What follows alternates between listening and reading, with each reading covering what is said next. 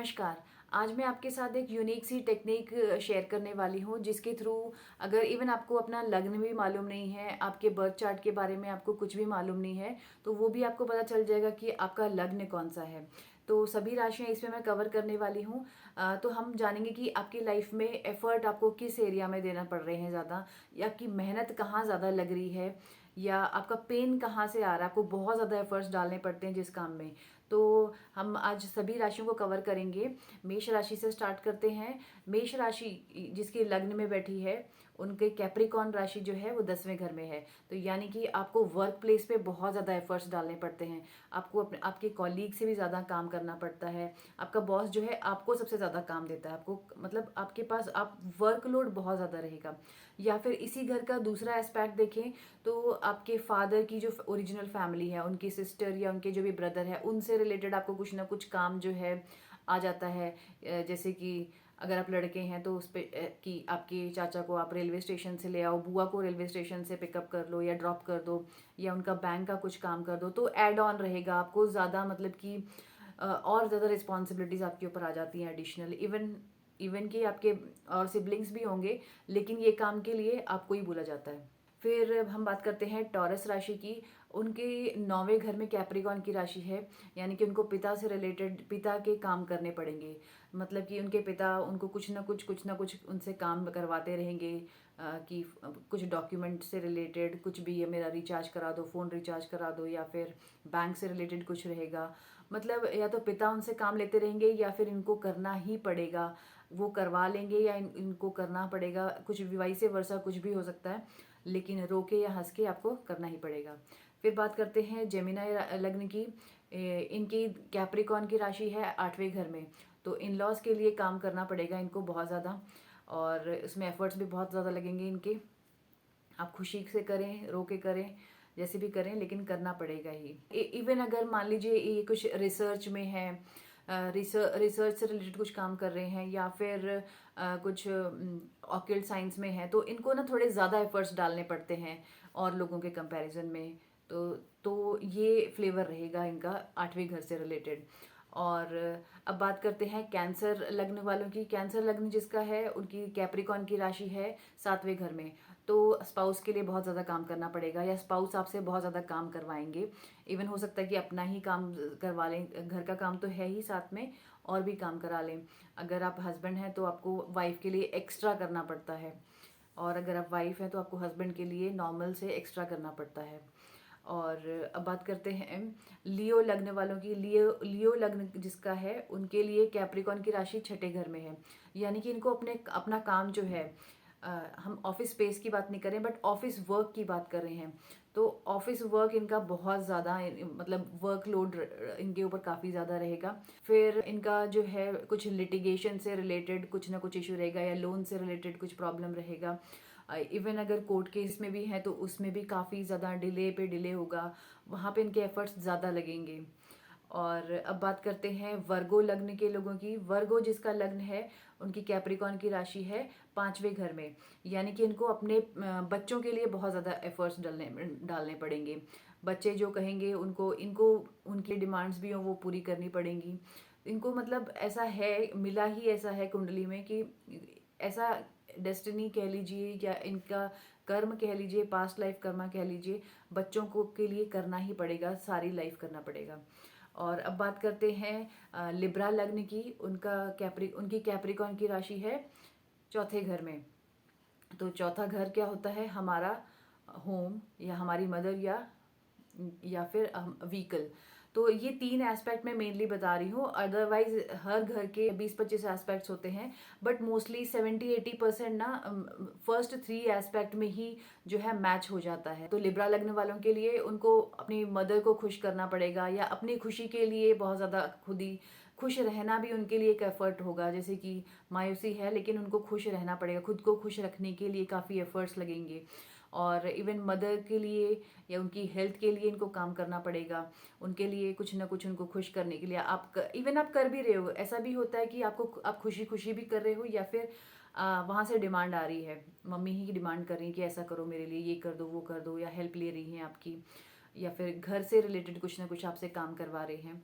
या फिर आपको आपका व्हीकल से रिलेटेड कुछ ना कुछ एडिशनल रिस्पॉन्सिबिलिटी रहेगी। कभी आपका व्हीकल भी जैसे डिमांड कर रहा है, कभी उसका इंजन ऑयल में इशू आ रहा है, कभी उसकी सर्विस करानी है, कभी कुछ इशू हो गया, कभी लाइसेंस का इशू हो गया, तो वो सब भी आप वहाँ भी आपके एफर्ट्स जो हैं वो जाएंगे। अब बात करते हैं स्कॉर्पियो लग्न की। स्कॉर्पियो वालों के लिए कैप्रिकॉन की राशि है तीसरे घर में, यानी कि अपने जो इनके यंगर सिबलिंग है उसके उनके लिए इनको काम करना पड़ेगा।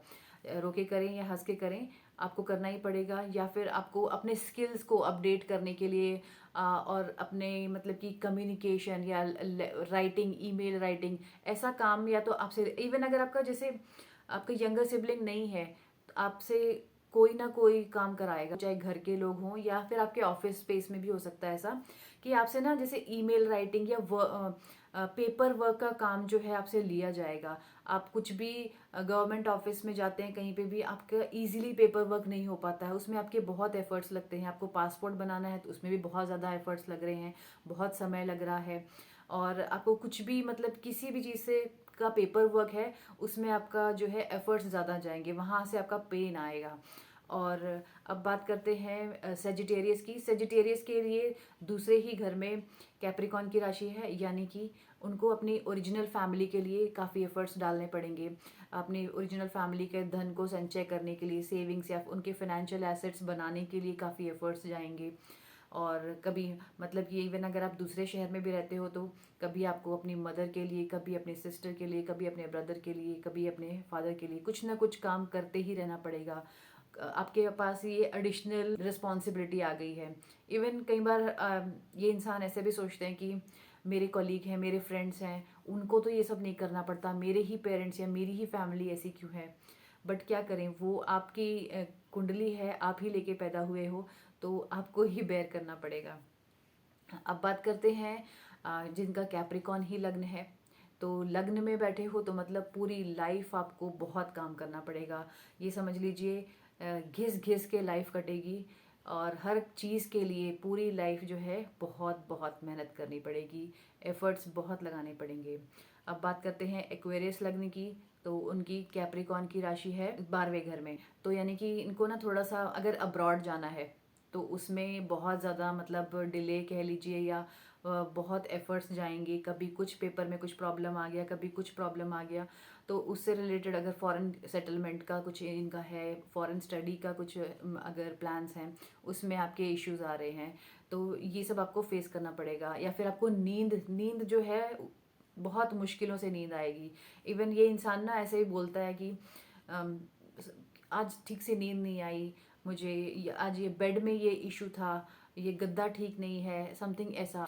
जो थोड़ी हिडन एक्टिविटीज़ जो होती हैं बेडरूम से रिलेटेड हैं वो भी इनकी लाइफ का एक पेन ही है, वहाँ से आता है जो। और अब बात करते हैं लास्ट राशि यानी कि पाइसेस। और इनके कैप्रिकॉन की राशि है 11वें घर में। पैसा बड़ी मुश्किल से आता है, और या तो पैसा बहुत मुश्किल से आएगा, और फ्रेंड्स बहुत मुश्किल से बनते हैं। फ्रेंड्स को मेंटेन करना भी इनके लिए एक एफर्ट ही है। फ्रेंड्स आएंगे, कोई छोड़ के चला जाएगा, फिर ये नए फ्रेंड्स बनाएंगे, तो फ्रेंड सर्कल के साथ ये नेटवर्क बनाने में इनको बहुत एफर्ट्स लगते हैं। पैसे कमाने में भी बहुत जद्दोजहद लगती है, या फिर शेयर मार्केट में इन्वेस्टमेंट जो करना है उससे रिलेटेड भी आपको बहुत ज़्यादा इश्यूज आते हैं। तो ये सब आपका जो बताया मैंने कि ये आपकी लाइफ में ये वो एस्पेक्ट है जहाँ पे आपको अपनी तरफ से ज़्यादा कंट्रीब्यूट करना पड़ रहा है। हमने सारी राशियां कवर कर ली हैं। इससे आप पता लगा सकते हो, जैसे कि मान लीजिए कोई मेष लग्न का व्यक्ति है, उसको नहीं मालूम है कि मेरा मेष लग्न है, कौन सी राशि है, क्या बर्थ चार्ट है, कुछ भी नहीं मालूम है ना।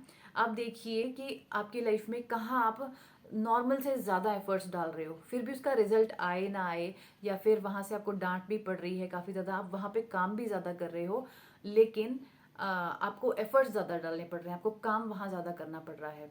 और चाहे वो किसी रिलेटिव के लिए हो, आपके यंगर सिबलिंग हो और एल्डर सिबलिंग के लिए हो, या कोई और मदर फादर या फिर ओरिजिनल फैमिली किसी को, या फिर ऑफिस के लिए हो, तो आप पहले देखें, थोड़ा ठहर के आराम से पहले बैठ के सोचें कि कहाँ पे आप ज़्यादा कर रहे हो, कहाँ पे ज़्यादा काम कर रहे हो, उससे आपको पता चलेगा। जैसे कि मैं मेष राशि का व्यक्ति है तो ऑफिस में बहुत ज़्यादा काम करना पड़ रहा है, कॉलीग से भी ज़्यादा काम करना पड़ रहा है, बॉस इनसे ज़्यादा काम ले रहा है, तो आपको लगेगा कि अच्छा मेरा मतलब कैप्रिकॉन की राशि है 10वें घर में, तो 10वें घर में कैप्रिकॉन की राशि है तो मतलब पहले घर में पहली राशि है, क्योंकि काल पुरुष की कुंडली में ही ऐसा होता है, मेष लग्न की जो कुंडली होती है।